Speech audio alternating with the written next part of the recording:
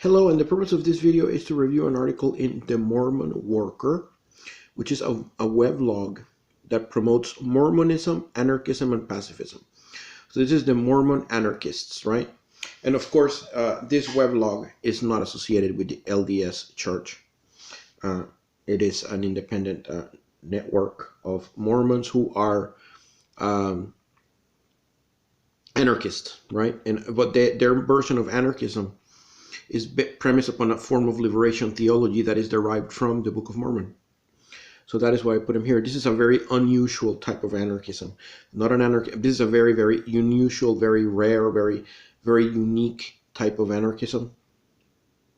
And I've been reading their articles I've been reading their material for the past couple of months, on and off, and I've found so many very interesting articles in this weblog. But today I want to review one article called How Socialism Helped Save the Mormon Church. And I will, of course, put links in the description to it. So, How Socialism Helped Save the Mormon Church. And as usual, I will read paragraph by paragraph. It's not a very long article. I will read paragraph by paragraph and then comment critically.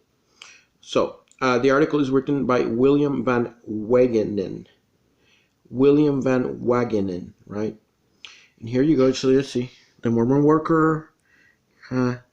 How Socialism Helped Save the Mormon Church. So, okay. When many people think of Mormons, wealthy advocates of capitalism like Mitt Romney and Glenn Beck often come to mind.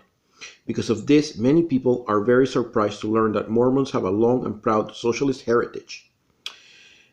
The early Mormon settlers in Utah implemented a socialist economic system under the direction of Brigham Young. They never used the word socialism, but socialist is the only way it can be described. Okay, so in the early settlement of Utah, the Mormons used a form of socialist organization. And again, socialism, the definition of the word socialism, right? The definition of the word socialism that I go by is the Trotskyist definition, the Trotskyist Marxist definition, which means that socialism is premised upon the workers directly seizing the means of production. In other words, the workers are acting directly, collectively, to expropriate the means of production. So we will see what socialism is from the Mormon anarchist perspective. Okay. What is even more surprising is that this socialist system helped to save the members of the church from widespread starvation in 1855. Were it not for a socialist economic system, the church may not have survived as we know it today. When a group of new Mormon immigrants arrived in the Salt Lake Valley in the early 1850s, Mormon Church President Brigham Young made it clear what kind of society they were entering. Again, with regard to, quote, and this is President Brigham Young, again, quote, again, with regard to labor, don't imagine unto yourself that you are going to get rich at once by it.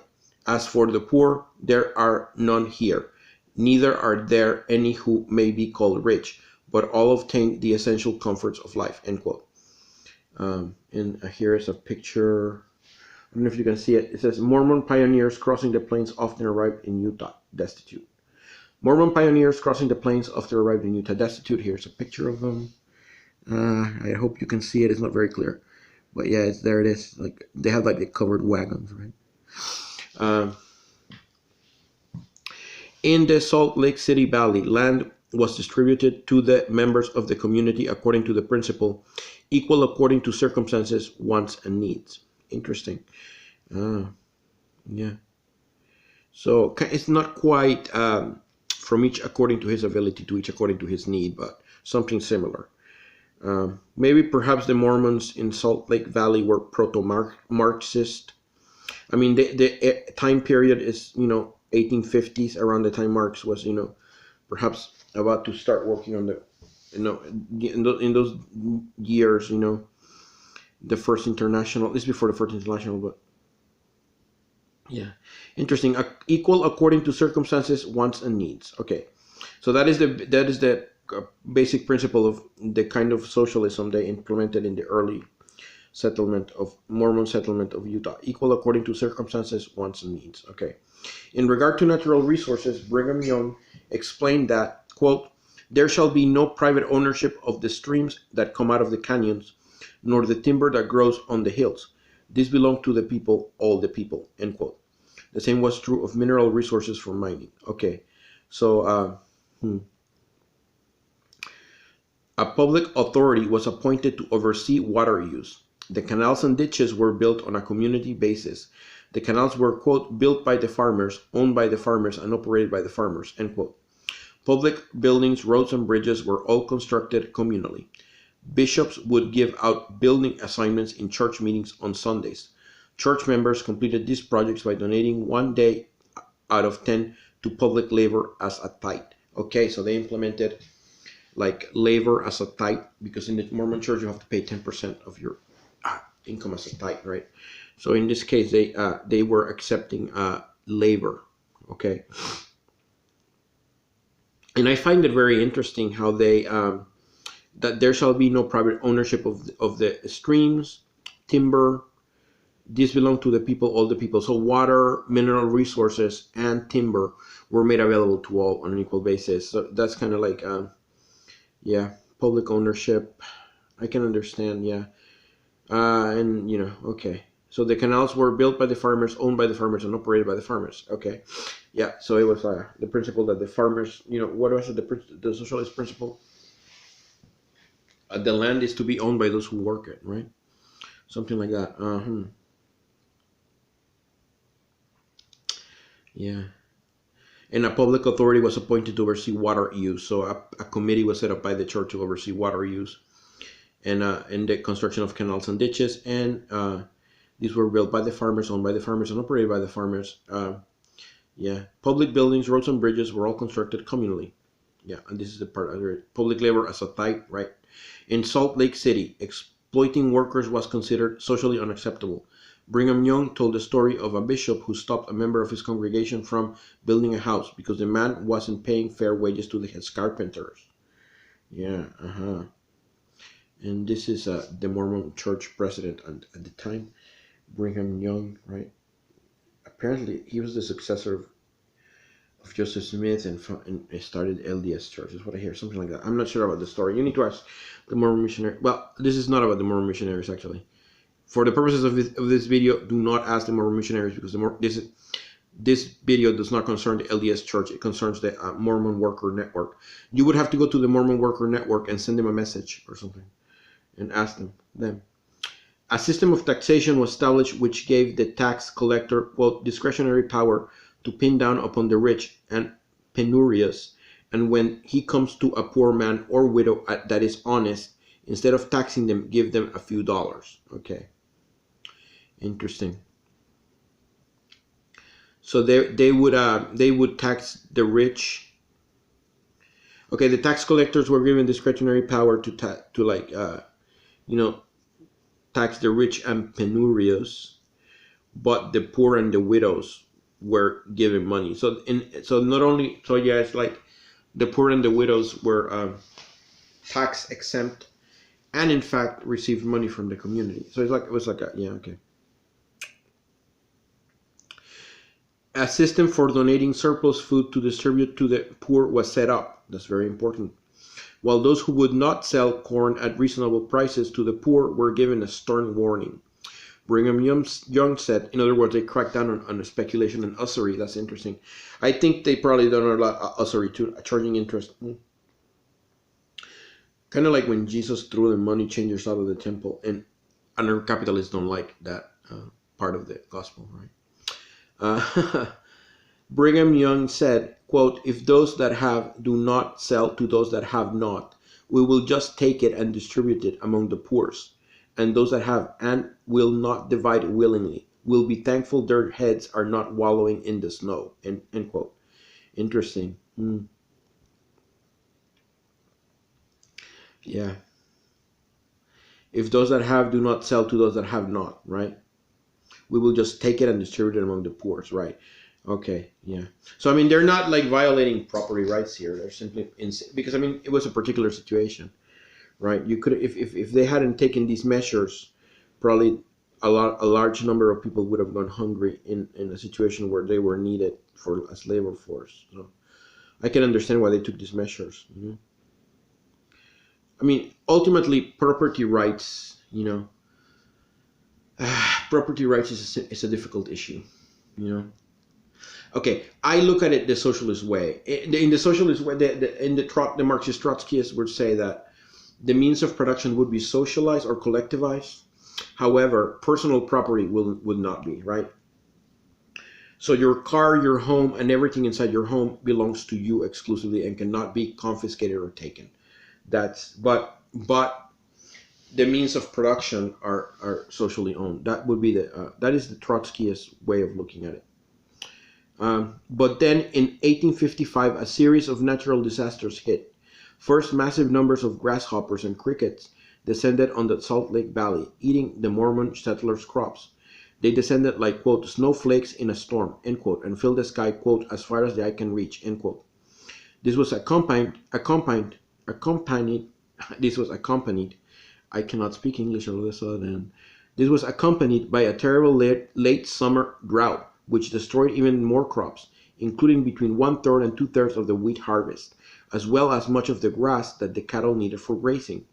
The Mormons then had to send their cattle to higher altitude areas in Cache Valley to find food for them. This was a disaster because the winter of 1855 to 1856 was extremely bitter and cold. About half of the cattle in the Utah Territory froze to death. Oh, wow. So, yeah. So first they got hit with a late summer drought that destroyed 1/3 to 2/3 of the wheat harvest. And then they got hit with an extremely bitter and cold winter in 1855 to 56. That's bad. Yeah.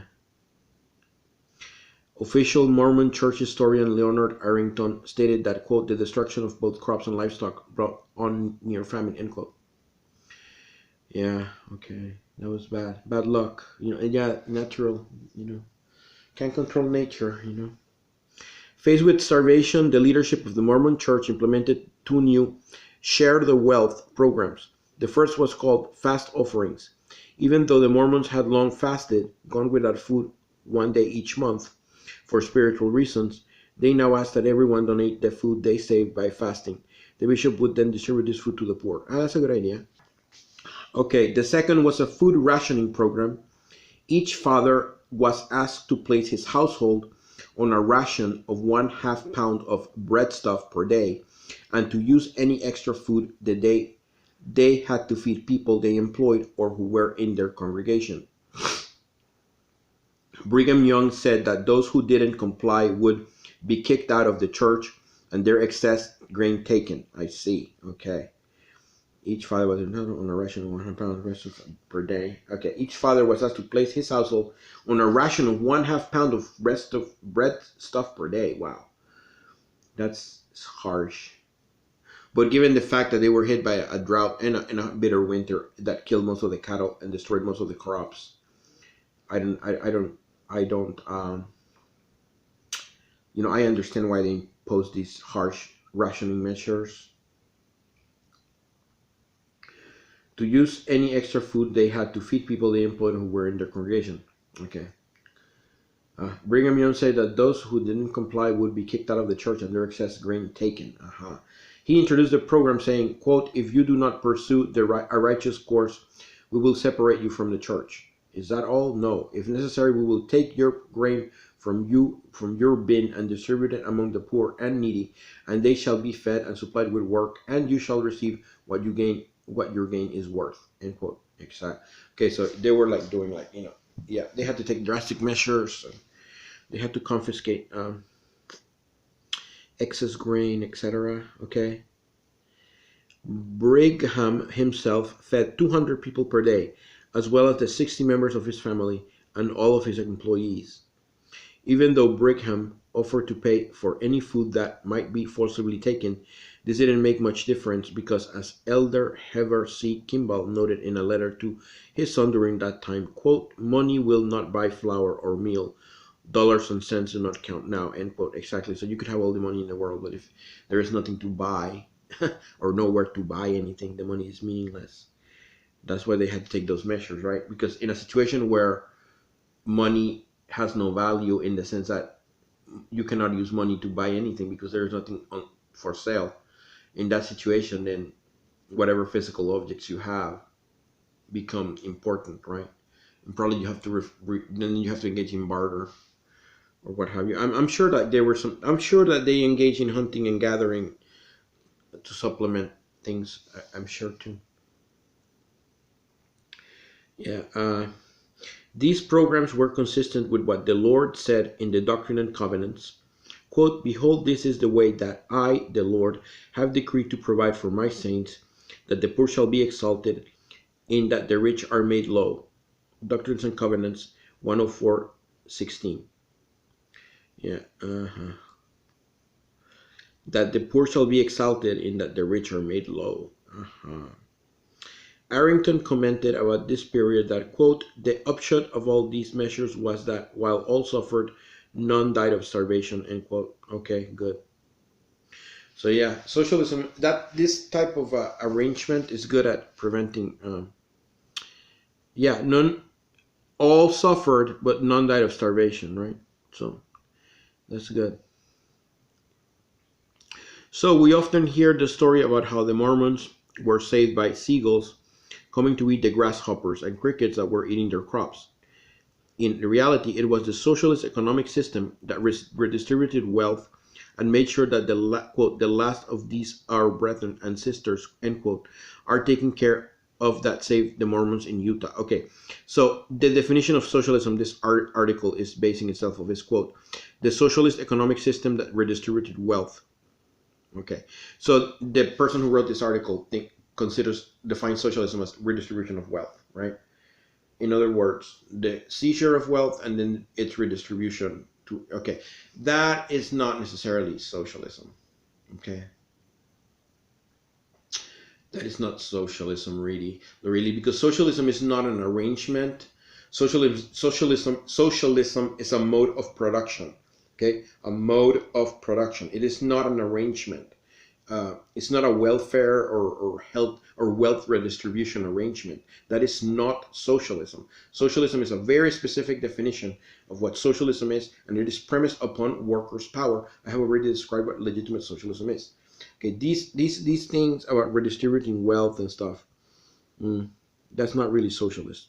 I mean, to call that the socialist economic system, a system based on redistribution of wealth and like, you know, seizure of like resources and stuff, I don't, you know, again, yeah, it's not a mode of production. You know, it's an arrangement that you could very well have in capitalism, in a capitalist society. I mean, assuming, real capitalism would be the anarcho-capitalist voluntary society, but I mean, like in a free market, a pure free market, you could have,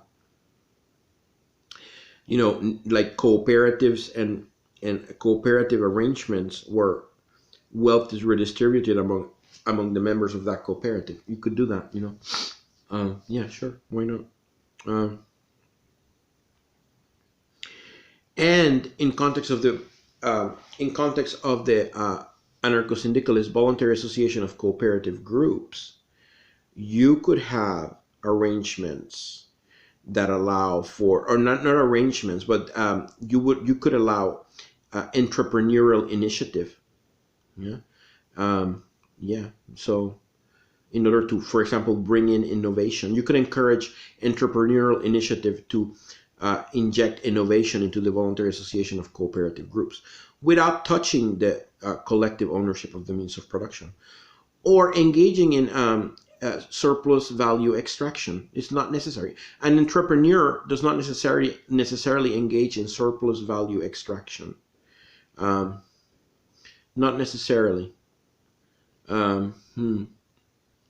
Yeah, definitely he would be rewarded for his initiative, but the reward need not necessarily come from extraction of surplus value. Marxist Trotskyist worker state. And maybe there could be some room for entrepreneurial initiative, but meaning to combine, because Trotskyists and Marxists are really, really hostile to Orthodox Marxists, and Orthodox Trotskyists are really, really hostile to entrepreneurship. So if you could, maybe if you can convince the Soviet, or like the workers council, to like allow for some entrepreneurial initiatives to like bring innovation or improvements, maybe they would allow it within a certain limits, is what I think. But yeah, one of the things that I'm learning from agorism is that entrepreneurs are not necessarily a bad thing. There is a difference between an entrepreneur, an innovator who is an entrepreneur, and a an exploitative capitalist that is just there to like extract surplus value, and or engage in practices that take advantage of everybody else. I mean, I would say that I like somebody like somebody like that, like a capitalist of that kind versus an entrepreneur, are two different things. Yeah, okay. That these early Mormons practiced socialism in quotes, instead of capitalism in quote, should not be surprising. I mean, socialism and capitalism have very specific definitions. Should not be surprising, given that the Book of Mormon condemns the basic principles that form the foundation of a capitalist economic system. Korihor, one of the great villains of the Book of Mormon, tried to trick people into thinking that, quote, every man fared in this life according to the management of the creature. Therefore, every man prospered according to his genius, and that every man conquered according to his strength, and whatsoever a man did was no crime. And that is a quote from Alma 30:17, Book of Mormon. In a capitalist society, those who are strong, intelligent, have a knack for making money or inherit wealth, get rich and prosper, while those who are weak remain poor, get little education, go without medical help, or go hungry. Yeah, that's correct. That need not be the case in a voluntary society where the market exists in the absence of the state, because the existence of the state creates distortions in market relations that lead to phenomena such as a hunger, poverty, crime, unemployment. So yeah,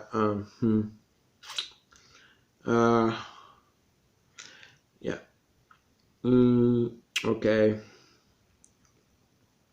In contrast, the early Mormons strove to build a society where there were no poor, nor any who could be called rich. The weak were not left to starve. Instead, food was redistributed in times of want. Everyone was given land, rather than having to buy it. The wealth and natural resources of the community belonged to the people, all the people. See, the Mormons did not engage in forced collectivization, right? Instead, everyone was given land rather than having to buy it. That's all you have to do in agrarian reform. You don't have to set up like Stalin did, like forced collectivization that led to like the famine in Ukraine that killed 7 million people. You don't have to do that, that's not really socialism. Forced collectivization of agriculture is not socialism.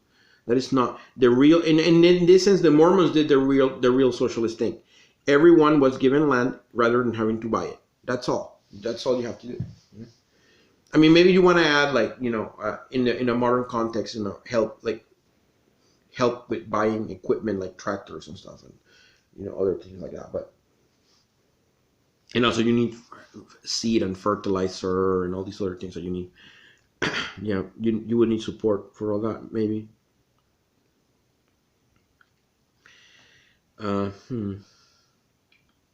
So there were no poor nor any who could be called rich. Okay. This was just like the Nephites, who according to the Book of Mormon established a socialist society after the resurrected Jesus descended from heaven and visited them. They established a society in which there were no classes, and where, quote, they had all things common among them. Therefore there were not rich and poor, bond and free, but they were all made free and partakers of the heavenly gift. And that is a quote from 4th Nephi 3 in the Book of Mormon. So keeping in mind this rich socialist history, as well as clear teachings advocating socialism in the Holy Scriptures, it is important for us Mormons today to carry out this legacy. We need to fight for socialism, equality, and an end to poverty, just like our Mormon pioneers ancestors did. And there is a comment in the comment section to this article. Somebody wrote that a person named Brad Van Dyke. The author of this article chooses to call early Mormonism economics socialist. He put it in quotes. The journal that published the article is the Mormon Worker. The Catholic Worker, which also wanted equitable treatment for the worker, was co-founded by Dorothy Day, who rejected socialism for distributism. French socialist Louis Alphonse Bertrand abandoned the Red Party, and those, quote, lulled by socialist dreams, end quote, for Utah, Mormonism, and horticulture. Equitable distribution of land and common property in certain natural resources is not exclusive to socialism, but is the foundation of Theocratic, laissez-faire, free enterprise, and Jeffersonian democracy. Early Mormonism did not enforce absolute economic equality, as is evident simply by looking at Brigham Young's example. We might more aptly call the early Mormon political economy, quote, Theocratic agrarian distributism. Okay? So that's an objection there. I will put, of course, a link in the description to that article that I just looked at. And it appeared, and in the Mormon Worker issue number 10, in that, I think it's one of the Mormon Worker issue number 10, you can find all sorts of interesting articles. One is called Liberation Theology in the Book of Mormon by Dennis Potter. Fight back to protect our undocumented Mormon brothers and sisters in Utah. Right. Yeah. Recently, many people in state governments across the country have been trying to pass racist laws that attack our undocumented brothers and sisters. The first state to pass such a law was Arizona. This required the local Arizona police to check the papers of anyone they suspected might be in the country illegally and have these people arrested and put in jail with the hope of deporting them. Yeah, okay, so, So you have to fight back to protect our undocumented Mormon brothers and sisters. Yeah, so, all right. Cuba Libre, an anarchist in Havana. Okay, somebody who visited Havana. Okay. All right, and the article that I just read, of course, is there. How socialism helped save the Mormon Church. And somebody objected that it was not socialism, it was distributism. And I object that what the author describes there is not necessarily, it's not the definition of socialism as a mode of production. Socialism is not just a policy or a set of policies or a welfare system. Socialism is a mode of production. Okay, there is an economic dynamic as basis, and then there is a political superstructure to it. It's something much more comprehensive than just some government policy or what have you. So anyways, I leave it at that. That's the Mormon, a look into Mormon anarchism, Mormon socialism. See you in the next video.